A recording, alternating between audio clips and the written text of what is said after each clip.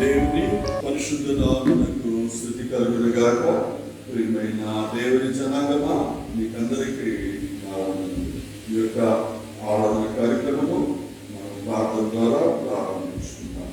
ప్రార్థన చేస్తున్నాం.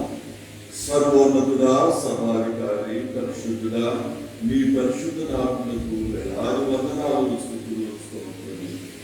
మా తండ్రి, మీ సన్నిధిలో చేరి మీరు స్తుతించుటకు, ఆరాధించుటకు మాకు అనుగ్రహించిన ఈ సమయాన్ని బట్టి మీరు కృతజ్ఞతాస్తుతులు చెల్లించుకుంటున్నాం. మా తండ్రి, మా ఆరాధనను బట్టి మీ సన్నిధిని తోడుగా ఉంచి మీ ఆత్మను మా మధ్య ఉంచి నిత్యము మీ ఆత్మ ద్వారా నడిపించుమని యేసునామమున దీనంగా ప్రార్థిస్తున్నాను తండ్రి. ఆమేన్. పాటల పుస్తకంలో నుండి శివుని పాటలు సంతోషంగా పాట సియోను పాటలు సంతోషముగా పాడు సియోను పాటలు సంతోషముగా పాడు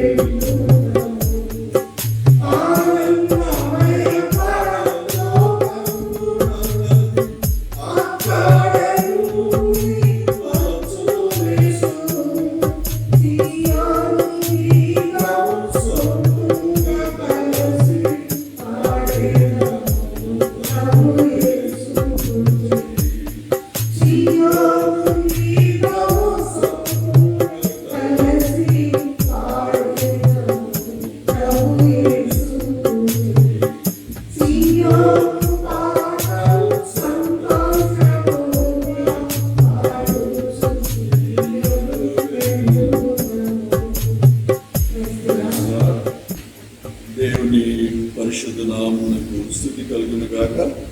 ప్రియమైన దేవుని జనాంగమా, ఆయన ప్రజలారా, మీకందరికీ ఆ దేవుని దీవెనలు కలుగును గాక.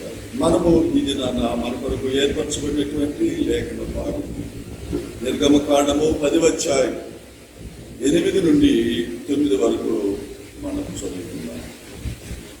మోషే అహరోనులు ఫరో యొద్దకు మరలా రప్పింపబడగా అతడు, మీరు వెళ్ళి మీ దేవుడైన యెహోవాను సేవించుడి, అందుకు ఎవరెవరు వెలుదురని వారిని అడిగెను. అందుకు మోషే, మేము యెహోవాకు పండుగ ఆచరించవలెను. కనుక మా కుమారులను, మా కుమార్తెలను, మా మందలను, మా పశువులను వెంట పెట్టుకొని మా పిన్న పెద్దలతో కూడా వెళ్ళేదమనెను. ప్రియమైనటువంటి దేవుని ప్రజలారా, దేవుడు తన ప్రజలను ఐగుప్తుల యొక్క బానిసత్వము నుండి వారిని విడిపించుటకు మోషే అహరోనులను ఆ ఐగుప్తు రాజైన ఫరో యొద్దకు పంపించి, వారు పంపించగా వారు వెళ్ళి ఐగుప్తు రాజును, మా దేవుడు యెహోవా తన ప్రజలను తనను ఆరాధించుటకు 3 దినముల ప్రయాణమంతా దూరము ప్రయాణం చేసి తనను ఆరాధించమని సెలవిచ్చున్నాడు. కనుక మాకు వెళ్ళుటకు అవకాశం ఇవ్వమని అడిగినప్పుడు ఆయన అన్న మాటలు, యెహోవా ఎవరు అని గర్వంగా అతను మాట్లాడటం జరిగింది. అనగా ఆ దేశ ప్రజలకు తానే దేవుడు అనేటువంటి దుర్మార్గమైనటువంటి ఆలోచనతో దుష్టుడుగా ఉన్నటువంటి వ్యక్తి. అలాంటి సందర్భంలో మోషే అతనికి జవాబిస్తూ, మేము మా దేవుని ఆరాధించుటకు మా సమస్తము వెళ్ళాలి, మా కుమారులు, మా కుమార్తెలు, మా పశువుల మందలు, మాకు సంబంధించినటువంటిది సమస్తము ఏది కూడా విడిచిపెట్టము అని మోషే అహరోనులు ఆ ఫరోకి చెప్పడం జరిగింది. తాను ఎంతో కోపగించుకొని ఆ ఐగుప్తు రాజు మోషే అహరోనుల్ని అక్కడి నుండి పంపివేస్తారు. ప్రియమైనటువంటి దేవుని ప్రజలారా, ఈ దినము మన యొక్క ధ్యానాంశము, మనము ఎటువైపు, ఆ పరలోక రాజ్యమా లేక ఈ లోకమా అనేటువంటి అంశాన్ని మనం దినము ధ్యానించుకోబోతున్నాం. ప్రియమైనటువంటి దేవుని ప్రజలారా, మోషే అహరోనులు వారు అనేకమైనటువంటి తెగులుని ఐగుప్తు దేశానికి పంపించడం జరిగింది. ఎందుకంటే తాను తన హృదయాన్ని కఠినపరుచుకొని దేవుని ప్రజలను పంపించుటకు అతను ఏమాత్రము అవకాశం ఇవ్వనందున, ఏమాత్రము పంపించుటకు తాను ఇష్టపడనందున మోషే అహరోనులు ఒక్కొక్క తెగులు ఆ దేశం మీదకి పంపిస్తూ రావడం జరిగింది. అలాంటి పరిస్థితుల్లో ఆ దేశము సర్వనాశనం అవుతూ వచ్చింది. ఆ ప్రజలే, ఆ ఐగుప్తీయులే, ఆ ఐగుప్తు రాజుకి సంబంధించినటువంటి మంత్రులైతేనేమి ఆయన ప్రజలే అన్నారు, నీకు ఇంకా తెలియదు లేదా, ఐగుప్తు నాశనం అయిపోయింది, వాళ్ళు పంపించినవి అని చెప్పని వారందరూ అన్నప్పుడు తనకు ఆ తలబిరుస్తాను కొద్దిగా దిగిన తర్వాత తాను మోషే అహరోనులు పిలిపించి, నేను పంపిస్తాను, అయితే మీరు ఈ రీతిగా వెళ్ళండి అంటూ కొన్ని ప్రతిపాదనలు, కొన్ని ఆంక్షలు పెట్టడం జరిగింది. అవి ఎలాంటి ఆంక్షలు పెట్టాడు అనేటువంటి దాన్ని మనము ధ్యానించుకున్నాం. మొదట ఆంక్ష, ఆ ఫరో రాజు తన దేవుని ప్రజలను పంపించుటకు ఆయన పెట్టినటువంటి మొదటి ప్రతిపాదన లేక మొదటి ఆంక్ష ఏమిటంటే, నిర్గమకాండము 8వ అధ్యాయము 25వ వచనంలో రాయబడినటువంటి మాట. అప్పుడు ఫరో మోషే అహరోనులను పిలిపించి, మీరు వెళ్ళి ఈ దేశంలో మీ దేవునికి బలర్పించుడని వారితో చెప్పగా, ఇక్కడ గమనించండి, ఈ దేశంలో అంటే మీరున్న చోటనే మీ దేవునికి బలి అర్పించండి, అంటే మిమ్మల్ని బయటికి పంపను, మీరు బయటికి వెళ్ళడానికి లేదు, ఎక్కడైతే మీరు ఉన్నారో ఈ ప్రదేశంలోనే, ఈ దేశంలోనే మీరు మీ దేవునికి బలి అర్పించండి అని మొదటి ప్రతిపాదన చేస్తున్నారు, మొదటి ఆంక్ష. అందుకు మోషే ఆహారాలు అన్నారు, మేము దేవుని ఆరాధించుటకు 3 దినముల ప్రయాణమంత దూరం మేము వెళ్ళాలి. కాబట్టి మేము ఈ స్థలంలో ఉండి ఆరాధించడానికి కుదరదు అని ఖచ్చితంగా చెప్పడం జరుగుతుంది. ప్రియమైనటువంటి దేవుని ప్రజలారా, ఫరో యొక్క దురాలోచన ఏమిటి? అక్కడే ఉండాలి, తనను వదలకూడదు. అంటే ఆ ప్రజలు తన యొక్క స్వాధీనంలోనే ఉండాలి, తన యొక్క గుప్పిటిలోనే ఉండాలి. ఆ రీతిగా ఉండి దేవుని మీరు ఆరాధించుకోండి అని అతను చెప్తూ ఉన్నారు. అది ఎలా సాధ్యము? ఒక వ్యక్తి పాపములోనే ఉంటూ బానిసత్వంలో ఉంటూ పాపమును విడిచిపెట్టకుండా దేవుని ఆరాధించడము అది సాధ్యం కానే కాదు. అందుకే 3 దినములంత మేము ప్రయాణం చేసి దేవుని ఆరాధించవలను, అరణ్యములోనికి వెళ్ళి మేము ఆరాధించవలనని మోషే ఖచ్చితంగా చెప్పడం జరుగుతున్నది. మత్తయి సువార్త 6:24 ఒక మాట రాసి, ఎవడును 2 యజమానులకు దాసుడుగా ఉండనేరడు. అతడు ఒకరిని ద్వేషించి ఒకరిని ప్రేమించును, లేదా ఒకరి పక్షముగా ఉండి ఒకరిని ద్వేషించును అని రాయబడింది. కాబట్టి దేవుని ప్రజలారా, పాపంలో ఉన్న ఒక వ్యక్తి తాను మొదట పాప విముక్తి పొందాలి. పాపములో నుండి బయటకు రాకుండా, అంటే పాపమును విడిచిపెట్టకుండా పరిశుద్ధుడైనటువంటి దేవుని ఆరాధించడము అది సాధ్యం కాదు. సహజంగా మన యొక్క సమాజంలో 4 రకాలైనటువంటి వ్యక్తులు లేక 4 రకాలైనటువంటి గుంపులకు సంబంధించినటువంటి వ్యక్తుల్ని మనం చూస్తూ ఉంటాం.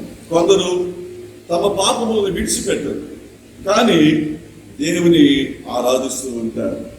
దేవుడని వారు చెప్తూ ఉంటారు, కానీ వారు చేస్తున్నటువంటి పాపం మాత్రం వారు విడిచిపెట్టారు. అది ఒక రకమైనటువంటి. రెండవ రకమైనటువంటి గుంపు ఉన్నారు. వారు ఏ దేవుడైనా ఒకటే, ఏ దేవుని ఆరాధించినా కూడా ఆ పరమదేవుని ఆరాధించినట్లే అన్నటువంటి భావన కలిగి సమాజంలో ఒక రకమైనటువంటి గుంపు ఉంటున్నారు. ఇది రెండవ రకమైనటువంటి గుంపు. మూడవ రకమైనటువంటి గుంపు ఎలాంటి వారంటే, వారు విశ్వాసులుగా ఉంటారు, క్రైస్తవులుగా ఉంటారు, అన్ని పండుగలను ఆచరిస్తారు. మేము క్రైస్తవులమే అని చెప్తారు, మేము విశ్వాసులమే అని చెప్తారు. కానీ వారు ఈ లోక సంబంధించినటువంటి ఆచారములు విడిచిపెట్టరు. వారు అన్ని వారాలు చూస్తారు, తిథులు చూస్తారు, నక్షత్రాలు చూస్తారు. ఏదైనా శుభకార్యమైన అశుభకార్యమైన ఫలానా రోజు మంచిది, ఫలానా రోజు చెడ్డది అని ఈ ఆచారాలన్నీ, ఈ లోకానికి సంబంధించినటువంటి ఆచారాలన్నీ వారు ఆచరిస్తూ ఉంటారు. అది మూడవ రకమైనటువంటి గుంపు. వీరు కూడా సాతానికి సంబంధించినటువంటి గుంపే. ఈ 3 గుంపులు నేను జ్ఞాపకం చేసినటువంటి ఈ 3 రకాలైనటువంటి గుంపులు కూడా సాతానికి సంబంధించినటువంటిదే, సాతాను చేత నడిపించబడేటువంటి వారు. కానీ 4వ రకమైనటువంటి గుంపు ఉన్నారు. వీరు పరిపూర్ణంగా దేవుని విశ్వసించి పూర్ణ హృదయంతో దేవుని ఆరాధిస్తూ వాక్యానురీతిగా నడిచేటువంటి గుంపు ఉన్నారు. ఇది 4వ రకమైనటువంటి గుంపు. ప్రియమైనటువంటి సహోదరి సహోదరుడా, ఈ జ్ఞాపకం చేసినటువంటి 4 రకాలైనటువంటి గుంపులో నువ్వు ఏ గుంపుకు సంబంధించినటువంటి వాడో మరి మనం జ్ఞాపకం చేసుకోవాల్సినటువంటి అవసరం ఉంది. మోషే ఫరోను అడిగింది, మోషే ఫరోను అడిగింది 3 దినాల ప్రయాణం అంతా అన్నాడు. 3 దినాల ప్రయాణం అంతా దేవుని పిల్లలు 3 దినాల ప్రయాణం అంతా దూరం వెళ్ళాలి. ఐగుప్తుని వదలాలి. ఐగుప్తు యొక్క విగ్రహారాధనను విడిచిపెట్టాలి. ఐగుప్తులో జరుగుతున్నటువంటి పలు విధమైనటువంటి ఆ పాపములన్నీ విడిచిపెట్టాలి. వారు అరణ్యమునకు వెళ్ళాలి. అరణ్యం అనగా దేవుని పిల్లరా, అది నిత్య నివాసము కాదు. అరణ్యం అనేటువంటిది శాశ్వతం కాదు. దేవుని పిల్లలకి ఈ లోకము శాశ్వతం కాదు. వారికి కానాను అనేటువంటి పరమదేశము, నిత్య రాజ్యము, దేవుని రాజ్యము ఉన్నది అనేటువంటి ఆ సత్యము ఆ 3 దినాల ప్రయాణం అంతా అనేటువంటి దానిలో ఉన్నది. నినివే ప్రజలు పాపం చేసినప్పుడు ఆ పట్టణం నిర్మూలమైపోతుంది అని యోనాకి ప్రవక్తకి దేవుడు ఆజ్ఞాపించినప్పుడు అతను 3 దినముల ప్రయాణం అంతా ఆ నినివే దేశంలో ఆ పట్టణంలో ప్రయాణం చేసి, ఇదిగో ఇక 3 దినములలో ఈ నినివే పట్టణం నాశనం అయిపోతుంది అని అతను ప్రకటిస్తూ ఉన్నప్పుడు వారు దాసుడు మొదలుకొని రాజు వరకు తమ వస్త్రములు తీసేసి గోని పట్టలు ధరించి పశ్చాత్తాపముతో ఉపవాసముతో దేవుని ప్రార్థించినప్పుడు దేవుడు తన ప్రణాళికను మార్చి వారిని క్షమించి వారిని ఆ ఉగ్రత నుండి దేవుడు కాపాడాడు. అంటే ఆ రక్షణకు అది సాదృశ్యంగా ఉంది. అలాగే 3 దినాల ప్రయాణము ఆ వారు కానాను ప్రవేశించడానికి యోర్దాను నదికి వచ్చిన తర్వాత ఆ యోర్దాన్ నది వారు దాటి కానానులో ప్రవేశించడానికి అది 3 దినాల ప్రయాణం. అనగా ఈ అరణ్యవాసము వారు విడిచిపెడుతున్నారు, ఈ ఐగుప్తు యొక్క పాపము వారు విడిచిపెడుతున్నారు. వారు 3వ దినాన పరమ కానానులో ప్రవేశిస్తున్నారు. అనగా దేవుని నిత్యరాజ్యాలకు వారు వెళతారు అనేటువంటి ఈ ఆ మరణ పునరుద్ధరణలు అన్ని కూడా ఈ మాటల్లో మనం జ్ఞాపకం చేసుకోవచ్చు. కనుక ప్రియమైనటువంటి దేవుని పిల్లలారా, మొదటి కండిషన్ అది ఏమాత్రమో ఆమోదయోగ్యంగా లేదనేటువంటి మనకు అర్థమవుతుంది. రెండవ మాట మనం గమనించినట్లయితే రెండవ కండిషన్ పెడుతూ ఉన్నాడు ఈ ఫరో దేవుని ప్రజలకు. నిర్గమకాండము 8వ అధ్యాయం 28వ వచనంలో, అందుకు ఫరో, మీరు అరణ్యములో మీ దేవుడైన యెహోవాకు బలి అర్పించుటకు మిమ్మును పోనిచ్చెదను, కానీ దూరము పోవద్దు అంటున్నాడు. ప్రియమైనటువంటి దేవుని ప్రజలారా, ఈ ప్రతిపాదనలో కూడా దురాలోచన ఉంది. మీరు ఆరాధించండి దేవుని, కానీ దూరము పోవద్దు అంటున్నాడు. అంటే ఆ దేవుని ప్రజలు ఆయన సైన్యం చేతిలోను ఆయన యొక్క చేతికు అందుబాటులోను ఆ ప్రజలు ఉండాలా అని కోరుతున్నారు. అంటే వారు పూర్తిగా విడుదల పొంది వారు దేవుని ఆరాధించడానికి ఆటంకకరమైనటువంటి విధంగా ఈ ప్రతిపాదన ఉంది. ప్రియమైనటువంటి దేవుని ప్రజలారా, ఇక్కడ ఇంకొక మాట అంటున్నాడు. అదే వచనంలో చివరి మాట, దేవుని వేడుకోండి, నా కొరకు వేడుకోండి అంటున్నారు. అంటే అప్పటికే వచ్చినటువంటి ఆ ఈగలు తెగులు తన రాజ్యమంతా, తన ఉన్నటువంటి ప్రదేశమంతా ఈగలతో కంపు కొడుతూ ఉంది. అందు నుంచి బయటపడాలనేటువంటి ఆలోచన కలిగినటువంటి ఆ ఆలోచనతో మీరు దూరము వెళ్ళొద్దు అని అంటున్నారు. ప్రియ దేవుని ప్రజలారా, దూరము వెళ్ళొద్దు అనేటువంటి ఈ మాటను మనం ఒకసారి జ్ఞాపకం చేసుకున్నట్లయితే చాలా మంది ఈ విధమైనటువంటి భక్తి కలిగి ఉంటారు. అంటే వారి యొక్క ఆరాధన పరిపూర్ణమైనటువంటి విధంగా ఉండదు. అనగా పాపం అనేటువంటి ఆ క్రియలన్నిటి నుండి వారు పూర్తిగా విడుదల పొంది దేవుని ఆరాధించేటువంటి విధంగా ఆ యొక్క ప్రతిపాదన లేదు.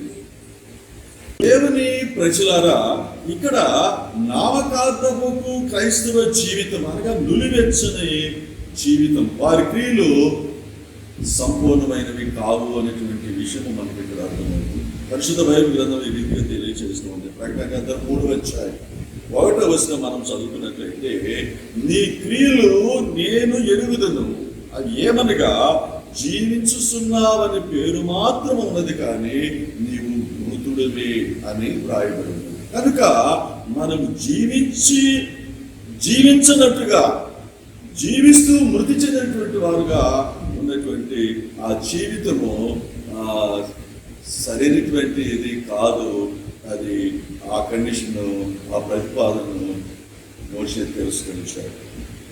మూడవ ప్రతిపాదన మనం గమనించినట్లయితే పరిశుద్ధ బైబిల్ గ్రంథము నిర్గమకాండము 10వ అధ్యాయం 11వ వచనంలో వ్రాయబడినటువంటి ఆ మాటలు, ఫరో పురుషులైన మీరు మాత్రమే వెళ్ళి యెహోవాను సేవించుడి, మీరు కోరింది అదే కదా అని అంటున్నాడు. మోషే పురుషులు మాత్రమే వెళ్ళి మేము దేవుని ఆరాధిస్తామని వాళ్ళ, ఇక్కడ ఫరో అబద్ధం కూడా అంటున్నాడు. సాతానుడు ఎప్పుడు అబద్ధీకుడే, అబద్ధమునకు జనకుడు అని వాక్యం సెలవిస్తూ ఉన్నది. ఇక్కడ మోషే మా కుమారులము, మా కుమార్తెలము, మా పిన్నలు, మా పెద్దలు, మా పశువుల మందలు ఏది కూడా మేము వదలము అని ఆయన మొదటి నుండి చెప్తూ ఉంటే, మీరు పురుషులు మాత్రమే వెళ్ళి మీ దేవుని ఆరాధించండి, మీరు కోరింది అదే కదా అని అంటున్నారు. ప్రియమైనటువంటి దేవుని ప్రజలారా, మన దేవుడు ఒక పురుషులే ఆరాధించాలి లేక ఒక స్త్రీలే ఆరాధించాలి అని చెప్పడు. ఎందుకంటే మనము ఆయన ప్రజలు, మనందరం ఆయనకు కావాలి, కుమార్తెలు ఆయనకు కావాలి, కుమారులు ఆయనకు కావాలి, మన సమస్తము ఆయనకు కావాలి. ఈనాడు మనం గమనించినట్లయితే పురుషులు దేవుని సన్నిధికి వస్తే స్త్రీలు దేవుని సన్నిధికి రావాలి. ఈ విధమైనటువంటి పరిస్థితుల్ని మనం గమనించినట్లయితే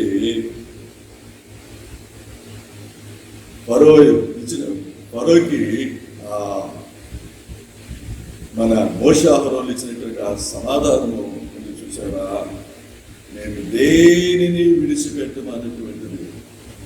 దయచేసి ఈనాడు అది మన క్రైస్తవ జనాంగానికి ఇది జ్ఞాపకంలో పెట్టుకోవలసినటువంటి విషయం. కుటుంబాల సమేతంగా దేవుని సన్నిధికి రావాలి. కుమారుల్ని విడిచిపెట్టి, కుమార్తెల్ని విడిచిపెట్టి దేవుని సన్నిధికి వచ్చి ఆరాధిస్తామంటే అది పరిపూర్ణమైనటువంటి ఆరాధన కాదు. భర్తను వదిలిపెట్టి భార్య దేవుని సన్నిధికి వచ్చి ఆరాధిస్తామంటే అది పరిపూర్ణమైనటువంటి ఆరాధన కాదు. కుటుంబ సమేతంగా దేవుని సన్నిధికి వచ్చి దేవుని ఆరాధించేటువంటిదే అది పరిపూర్ణమైనటువంటి ఆరాధన. అందుకే మోషే మేము దేనిని విడిచిపెట్టమని ఆయన చెప్పడము మనం చూస్తున్నాం. అంటే దేవునికి స్త్రీలని పురుషులని భేదం లేదు. మనం కుటుంబాల సమేతంగా దేవునికి కావాలి అనేటువంటి సత్యాన్ని నేను జ్ఞాపకం చేస్తున్నాను. 4వ ప్రతిపాదన మనం గమనించినట్లయితే 4వ ప్రతిపాదన నిర్గమకాండము 10వ అధ్యాయం 24వ వచనంలో అతను 4వ కండిషను ఈ రీతిలో రాయబడింది. ఫరో మోషేను పిలిపించి మీరు వెళ్ళి యెహోవాను సేవించుడి, మీ మందలు మీ పశువులు మాత్రమే ఇక్కడ ఉండవలెను అని అంటున్నారు. అంటే ఆ దేవుని ప్రజల యొక్క ఆర్థిక మూలాల్ని దెబ్బగొట్టాలని దురాలోచన చేస్తున్నాడు ఈ ఫరో.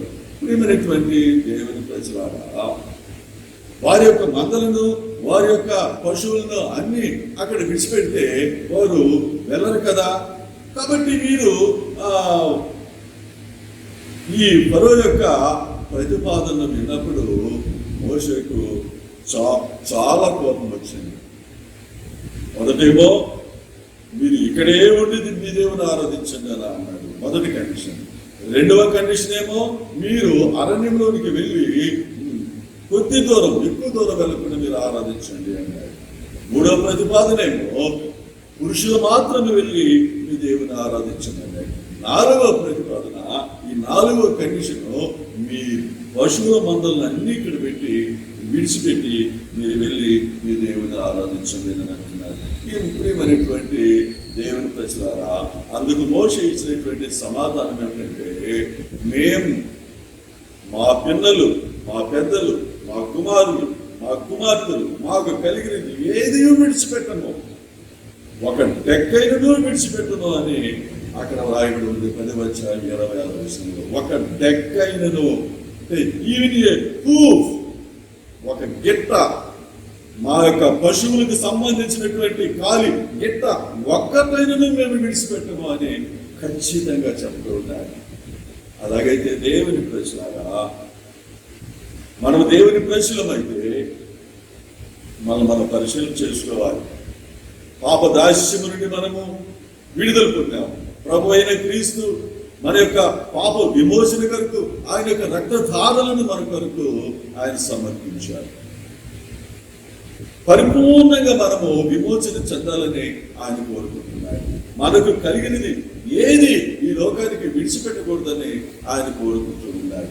లోకమునైనను లోకంలో ఉన్న వాటినైనను ప్రేమించుకుని ఆయన సెలవిస్తున్నారు. అలాగైనట్లయితే మనకు కలిగినది ఏదైనాను ఈ లోకములో మనము విడిచిపెట్టామా? ఆ విడిచిపెట్టినటువంటి దానిని ఆలోచిస్తూ ఉన్నామా?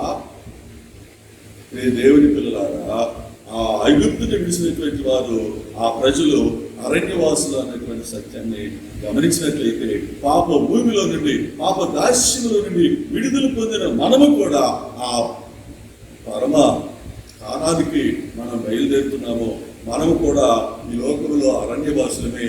ఈ లోకము అరణ్యవాసము అనగా ఈ లోకము శాశ్వతము కాదు అన్నటువంటి సత్యమే. ఎవడైనాను అరణ్యంలో ప్రయాణం చేసేటప్పుడు నీడ కోసము ఆ చెట్టు కిందకి కాసేపు నుండి సేవ తీరటానికే ఉపయోగించుకుంటాడు, కానీ ఆ అరణ్యము వాడికి నివాసము కాదు. అలాగే ప్రియమైన దేవుని ప్రజలకి ఈ లోకము శాశ్వతము కాదు. ప్రియమైన దేవుని ప్రజలారా, అలాగైతే ఈనాడు దేవుని పిల్లలమైనటువంటి మనము, ఆయన ప్రజలమైనటువంటి మనము ఇలాగ చెప్పగలమా? మాకు సంబంధించినటువంటిది ఏది కూడా ఈ లోకములో మేము విడిచిపెట్టము అని మనం ఖచ్చితంగా చెప్పగలుగుతున్నామా? దేవుని సన్నిధికి కుటుంబంతో మేము ఎవరిని విడిచిపెట్టము, మా పిల్లలను విడిచిపెట్టము, మా పెద్దలను విడిచిపెట్టము, మా కుమారులను విడిచిపెట్టము, మా కుమార్తెలను విడిచిపెట్టము, మా కుటుంబము సమేతంగా మేము ఆయన సన్నిధిలో మేము ఉండినట్లుగా, ఆ పరమ కానాల్లో మేము ఉండినట్లుగా మేము తీర్మానం చేసుకుంటూ ఉన్నాము. పాప భూమిలో నుండి విడుదల పొందిన మేము, పాప దాస్యం నుండి విడుదల పొందిన మేము ఈ లోకం మాకు శాశ్వతం కాదు, ఈ లోకం మాది కాదు, మా దేవుడు మాకున్నాడు, మా ప్రభువు మాతో ఉన్నాడు, మా దేవుడు మమ్మల్ని నడిపిస్తాడు, అంతవరకు మమ్మల్ని నడిపిస్తాడు అనేటువంటి తీర్మానంతో మనము ముందుకు వెళ్దామా? అలాగైతే దేవుని పిల్లారా, ఇప్పుడే మనము ఎవరికి సంబంధించినటువంటి వారు, లోకములకు సంబంధించినటువంటి వారమా, ఈ లోకానికి సంబంధించినటువంటి వారమా, మనమే తీర్మానం చేసుకుందాం. దేవుడిని దీవించుగాక. ప్రార్థన చేసుకుందాం. సర్వోన్నతుడైనటువంటి దేవా, పరిశుద్ధుడైనటువంటి దేవా, నిశ్చీవపు మాటలు మేము విన్నాము అయినా మా తండ్రి, ఈ లోకము మా తండ్రి ఆ ఐగుప్తు దాస్యము లాంటి మా పాప దాస్యము నుండి, మా పాపం నుండి నువ్వు మమ్మల్ని విడుదల కలుగ చేశావు దేవా. మేము అరణ్యవాసులమే, ఈ లోకం మాకు శాశ్వతం కాదు, ఇది మాది కాదు, ఈ లోకము మాది కాదు. అయితే ప్రభా, నీ ప్రజలమైనటువంటి మేము నువ్వు ఉండు చోటున మేము ఉండులాగున నీ ఆత్మ ద్వారా మమ్మల్ని నడిపించున్నాయినా. మాకు సంబంధించినటువంటిది ఏది మేము విడిచిపెట్టకుండా, మా కుమారులు, మా కుమార్తెలు, మా పిల్లలు, మా పెద్దలు సమస్తము ప్రభా నీవే, సమస్తము మా తండ్రి ఆ పరలోక రాజ్యానికి సంబంధించినటువంటి వారంగా మేము ఉండాలని నీ ఆత్మ ద్వారా మేము నడిపించబడటానికి నీ ఆత్మ ద్వారా మాకు సహాయం చేయమని నీ ప్రజలందరినీ ఆ రీతిగా తీర్మానం చేసినట్టు ఈ లోకమా పరలోకమా, మాకు దేవుడితో సహవాసమా లేక ఈ లోకంతో సహవాసమా అని మమ్మల్ని మేము పరిశీలన చేసుకోవడానికి దేవా సమయాన్ని నీ బిడ్డలకు అందరికీ నీ దయచేయమని యేసు నామములో దీనగా ప్రార్థిస్తున్నాను తండ్రి. ఆమేన్. God bless you.